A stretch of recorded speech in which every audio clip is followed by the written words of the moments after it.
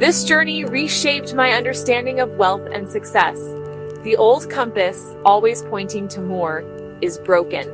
Now, I focus on resilience, control, and alignment. My mission isn't to rebuild the fortune, but to share the lessons. We've been sold lies about money, costing us more than dollars. The first step: reject the old scorecard. Net worth isn't self-worth. Focus on the 4 permissions and be prepared to ask hard questions about these 4 areas. First, custody. Second, understand liquidity. Third, ask hard questions about jurisdiction. And finally, about key role of trust. Build a financial life that withstands storms, not just calm seas. Be an active architect, not a passive consumer.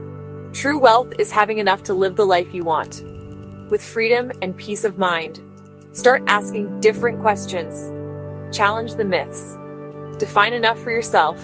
The 50 million is gone, but the lesson is priceless. Money is a tool.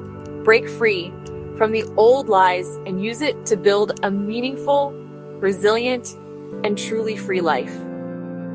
The real problem isn't wanting a better life, it's believing a specific net worth is the ticket. Sadly, we are all chasing a proxy, not the real thing. My loss forced me off the treadmill. When the number was gone, I had to confront what was left. Most important is family, also health. And it helps to have skills. The new goal wasn't to get the number back, but to build a resilient, value-driven life. It is also important to define enough and learn that it isn't a number, it's a good life. This mindset shift asks, how can I have more freedom and less anxiety? How resilient is my financial structure? With these questions, your center of gravity moves from an external number to internal well-being. Money becomes a tool, not the goal. True security is about several things. First, control. Second, clarity. And finally, alignment. That's the foundation for a life worth living. Society runs on money myths. Stories so ingrained we never question them. The first myth: money is a thing to be acquired. We focus on accumulation, not on the system that gives money meaning. Money isn't a thing, it's a system of credits and permissions. The second myth: people assume that having more money equals more security. In reality, more money can mean more complexity and vulnerability. Security isn't about how much you have, but about these 4 elements. The first is resilience. Second is diversified custodians. Third is jurisdictions, and finally liquidity. A massive, complex portfolio in one place is fragile. Clearly, a smaller, well-structured one is more secure. The third myth is believing that we know what we're chasing. We think money will buy happiness or freedom or respect. But money is a poor tool for lasting fulfillment. The chase for more is a treadmill with a moving goalpost. We sacrifice time and relationships for a number, believing it will finally lead us to the dream life. Unfortunately, this is a misunderstanding. The real goal is not a number, but a resilient, value-aligned life. Security comes from structure, not size. The myths keep us chasing ghosts. Fortunately, clarity breaks the spell. It's time to focus on what really matters. The hardest part was confronting my own arrogance. I thought I was a financial expert, but my expertise blinded me to real risks.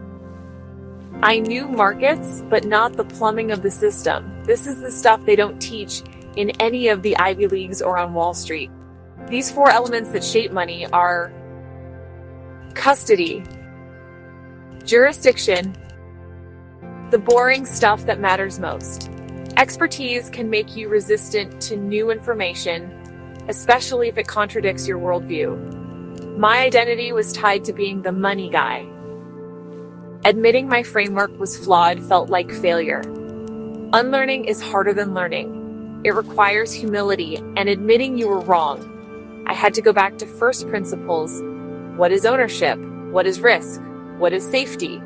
My expertise made me complacent. I trusted the system because I was part of it. But I soon realized that true expertise isn't knowing all the answers, it's knowing the right questions. My loss wasn't just financial, it was the demolition of my intellectual identity. Only by unlearning could I build a more honest understanding.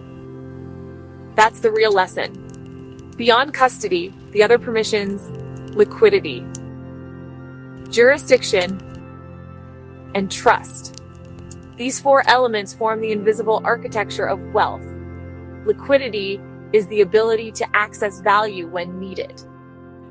Most people only figure this critical element when they realize that wealth without liquidity is useless in a crisis.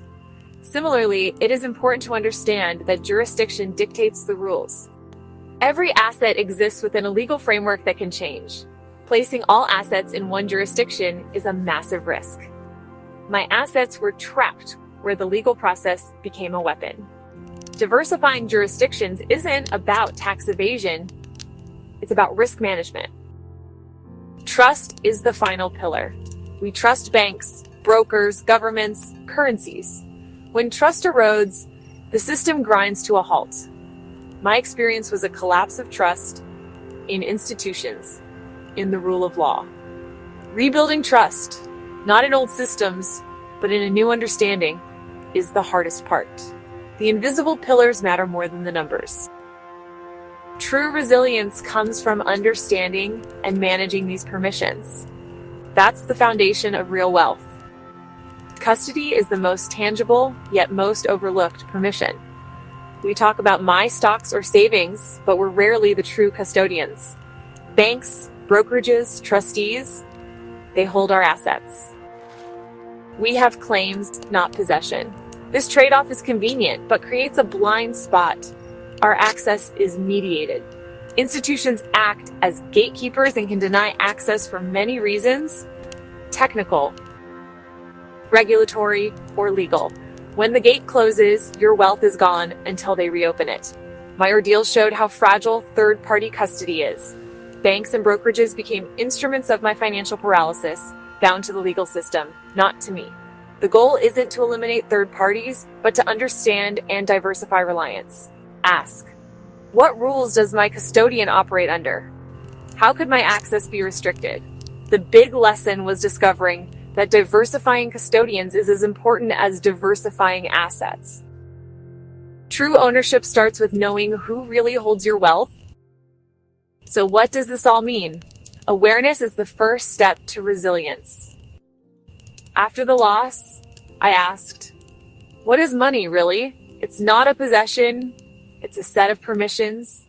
Money means society grants you permission to claim resources. Your wealth is only as real as the strength of these permissions. I call them the four permissions: custody, liquidity, jurisdiction, and trust. Who holds your assets? How quickly can you access them? Under which laws? How much do you trust the system? We take these for granted, but they're not permanent. My legal battle dismantled each permission, freezing accounts, destroying liquidity, weaponizing jurisdiction, shattering trust. Understanding these is the start of true financial literacy. The real questions we have to ask ourselves are the following: who holds it? Can I access it? Where is it? Who do I trust? The collapse wasn't from a bad investment, it was a failure of the system itself. My wealth was dismantled, not by markets, but by legal forces. The rules I thought I knew were reinterpreted and used against me. A minor dispute escalated into a multi-year legal war. My assets became pawns in a chess match I didn't understand. On paper, I was wealthy, but in reality, I was paralyzed. I couldn't access my own money because the very system designed to protect property rights was now being used to seize control. This brings us to another critical distinction. Assets are not liquidity. I had assets, but no way to convert them into usable cash, shockingly. My wealth was a mirage. Imagine having assets worth over $50 million, but yet I struggled to pay legal bills. This taught me this critical distinction. We believe our assets are ours, but only as long as the system permits access. Financial knowledge isn't discernment. I knew markets, not legal threats. The most important rules were in the fine print I'd never read. I learned too late that the real game is played by rules most of us never see. Most of us walk through our financial lives believing we're on solid ground. We follow the formula, go to a great school, then get a great job, and then start save and investing so we can watch net worth grow. If that's all it took, it would comforting because it would lay up the next errors in our understanding. First, that effort equals outcome. Prudence equals peace. But this story is dangerously incomplete. We're taught to focus on accumulation, not on the hidden structures that govern wealth. We learn about stocks, not custody, asset allocation, not jurisdiction. The ground beneath us is a web of legal frameworks and trust, all of which can shift without warning. I was the poster child for conventional success until the legal system became the arena. My net worth became a target, not a shield. The very thing I thought was my armor was actually the bait. Wealth is more like a rented space in a shared building than a personal fortress. The illusion of solid ground leaves us unprepared for the day the foundations crack. It wasn't a market crash that took the $50 million. There was no single dramatic day when the ticker symbols turned red and the world seemed to end. It was slower, more insidious, like watching a photograph fade in the sun. For years, I did everything right, built businesses, invested wisely, watched the number on the spreadsheet grow. That number felt like a fortress, a high wall to protect my family. But then a legal battle began, a bewildering entanglement that had nothing to do with business performance. Suddenly, my fortress was under siege, not by markets, but by a system I never understood.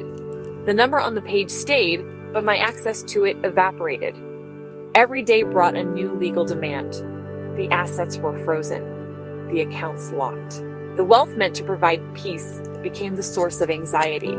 It was like owning a beautiful house, but being locked out, forced to watch as strangers decided its fate. I realized I'd spent my life learning how to make money, but never what money truly was. The number itself is a ghost, a promise only as good as the system that upholds it. The $50 million didn't just disappear. It was a lesson that costs that much to learn. Money isn't a thing you possess. It's a set of permissions, a social agreement. When that agreement breaks down, the numbers become meaningless. True wealth is about what you're allowed to do with it.